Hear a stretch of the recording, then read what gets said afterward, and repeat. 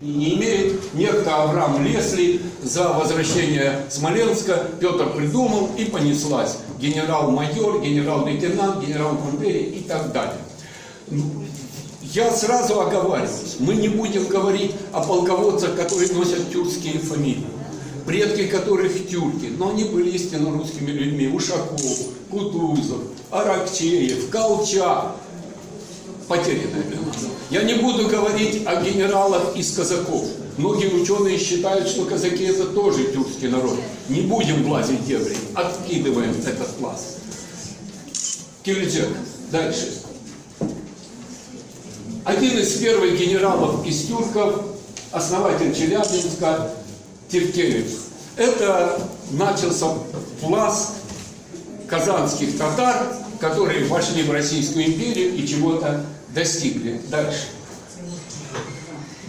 Наш крымчанин Рудзевич достиг высшего, что можно было достигнуть. Генерал-аншеф командовал армией во время Крымской войны 812-115 годов. Его корпус вошел в Париж.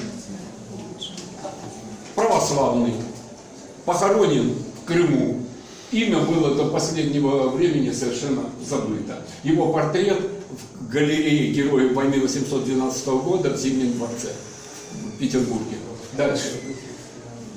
Уже известный нам самый раскрученный Балатуков. Получил в конце жизни генерала. Это он командовал полком на Бородинском поле. 2 полка крымско-татарских. Один из командиров впоследствии стал генералом. Первый так генералом и не стал. Дальше. Началось покорение Кавказа. И вот тут лифт для тюркских народов, чтобы стать генералом, был открыт шире некуда. Было принято мудрое решение убивать народы Кавказа руками народов Кавказа. И тюркские народы принимали в покорении Кавказа самое деятельное участие, и многие из них стали генералами. Продолжаем. Вот. Вы понимаете, что термин азербайджанцы для того времени некорректен, но впоследствии эти люди стали считать, что они наши предки. Вот вы видите, генерал-лейтенанты, не буду перечислять фамилии, генерал-майоры. Это в тот период столько людей достигло карьеры. Дальше.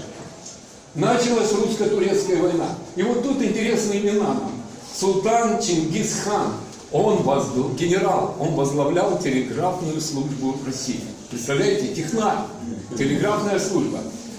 Давлетшин возглавлял восточный отдел внешней разведки. Ну и родные имена. Эрис хан Султан Гирей Алиев. И наш знакомый Сулькевич, литовский, белорусский татарин. Дальше. Это уже нам родное имя. Кефили Яков, адмирал, Караим, возглавлял всю военно-морскую службу царской России. Главный военный хирург. Он в своих мемуарах написал такую фразу: у нас в эскадре было 2 неправославных. Я, Караим, и мусульманин Ислам. Дальше. Первая мировая война. В должностях генеральских, а генеральская должность предусматривала командование. Публика та же самая, Кавказ. Дальше. Началась гражданская война. И вот в гражданской войне там не было таких крупных особо формирований у белых. Потому что все воевали возле своих хат. Дальше мы не пойдем. Красная армия более мобильна. Вот интересная личность. Он как был генералом царской армии, пришел в правительство Башкирии, националистическая, там возглавил сначала башкирскую бригаду, потом башкирский корпус. Вот Ишбулатов, такая интересная личность, и потихоньку сошел. Дальше. Межвоенный период. Камбриги. Их было 400 человек. 220 из них расстреляли как врагов народа. Среди них тюрки. Ашхаманов, Мургазин, о Мургазине практически ничего не узнал, Нахичеванский нам уже известный, и Якубов не наш. Здесь из камбригов крымских татар вообще крымцев нет. Дальше.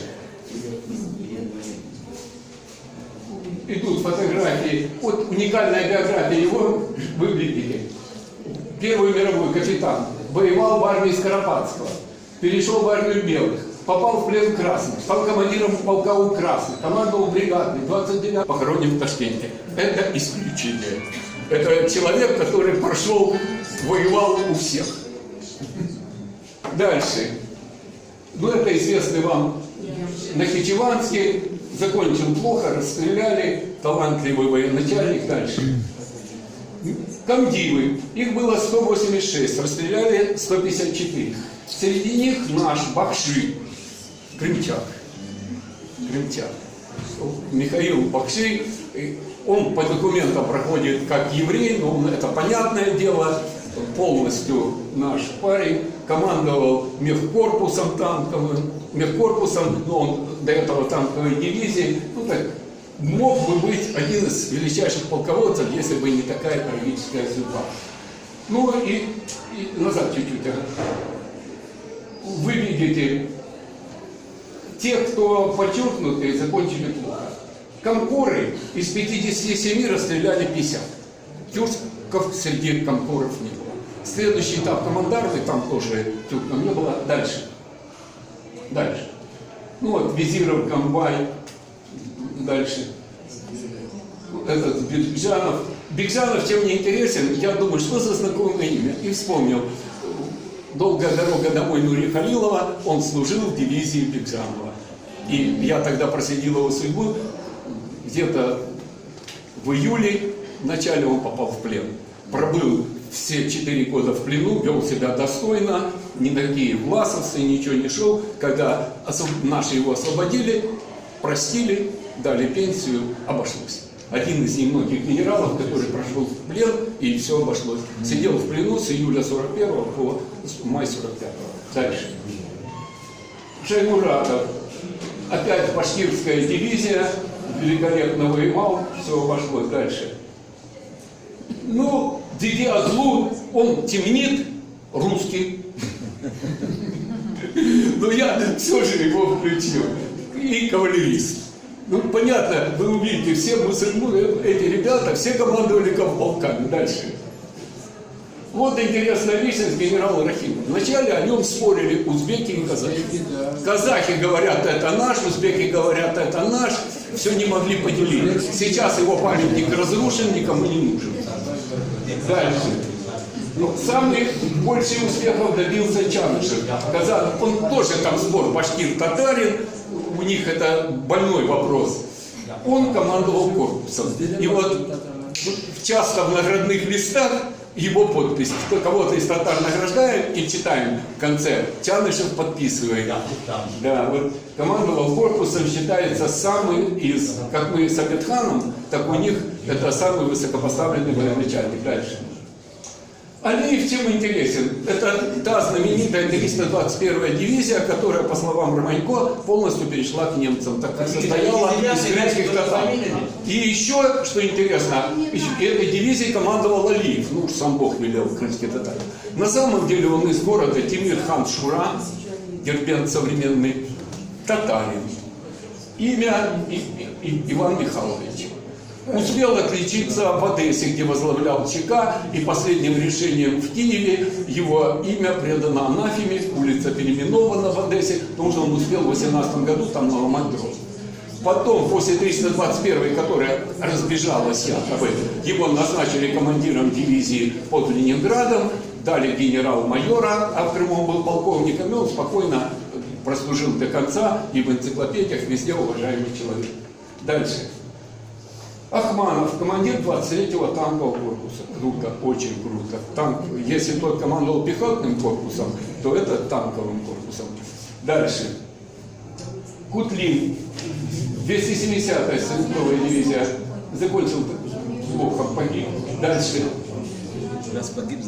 Булатов, первый, так я назову, тоже командир 96-й стрелковой дивизии, казанский татарин. И, наконец, нет, еще Кулиев. Дальше. Кулиев Якуб, командир 97-й. С ним спор идет какой? Он из Нагорного Карабаха, азербайджанец, бежал, спасал голову, уехал в мои моры. почему-то мое детство прошло в Марах. Поэтому туркмены его себе тянут, азербайджанцы себе. Командовал дивизией, очень хороший парень, кавалерист тоже. Дальше. Военного совета 5-й ударной армии, то есть комиссар 5-й армии. Все шло прекрасно, успел получить 3 ордена боевого красного знамени, все прекрасно. И вдруг депортация. И его переводят на должность зампоты. Но непонятно, в этой же армии, только что он был это, и вот это берут и выдергивают подальше. В другую армию замом потыла, чтобы на глазах не мозолил, война кончила, его подставили. Вот такой порядочный человек, умный, все к нему великолепно относились. Единственный генерал из крымских татар. Предвосхищаю вопрос. А Гафаров? Да, Гафаров был как директор завода, как промышленник. Сталин так, ну дайте генеральские звания. Даже указа нигде нет. И когда, помните, выступали москвичи, они нас размазали и сказали: перестаньте писать, что Гафаров генерал. Нигде документально это. Мы посмотрели с Репиком наградные листы, нигде за боевую деятельность Гафаров, если у этого все время на фронте, то Гафаров нигде не упоминается. Поэтому мы не имеем морального права включать Гафарова у меня, как представитель наркоматов этой промышленности. Но в документах он нигде не проходит. Ради Бога, каждый остается при своем мнении. Теперь я отвечаю на вопрос. В Российской империи было занадто. Если условно сказать, у меня есть это точная цифра, в Германии на 5000 человек 1 генерал, у нас на 5000 человек 100 генералов. Что-то такое, потому что все отмечали, ну мы уж слишком. Поэтому удивляться не приходится. В советское время ушли от понятия мусульманин, пришли к понятию национальность и оказались национальности лояльные, не очень. И какой-то казанские татары оказались лояльны. У них никаких препятствий нет. Все, что связано было с Кавказом, Средней Азией, относились очень осторожно, и мы видим один с Средней Азии, фактически один с Кавказа, а остальные и один с Крыма. А все остальные только Татарстан, Башкирия. Владимир Евгеньевич, да. Вы там пропустили генерала-майора Казаха, который был зам командарма по технической части, есть фамилия известная. Дай Бог. Да. Нет. Если мы вспомним, что это писалось за 2 ночи. Нет. Вы писали 2 ночи. Просто имена-то не указывают, какие фамилии, как там. А имена я не указываю многих, потому что Иван Михайлович. Нет, она была Нет, там, где стреляет, я еще показываю. А в основном, вы поймите, шла мимикрия. Люди уходили от этих вещей. Еще один вопрос. По Сабиру Рахимову. Можно тихо? По Сабиру Рахимову. С первых наградных он идет как узбек. А когда установили его происхождение, то отец у него ташкентский казах, а мать ташкентская узбечка.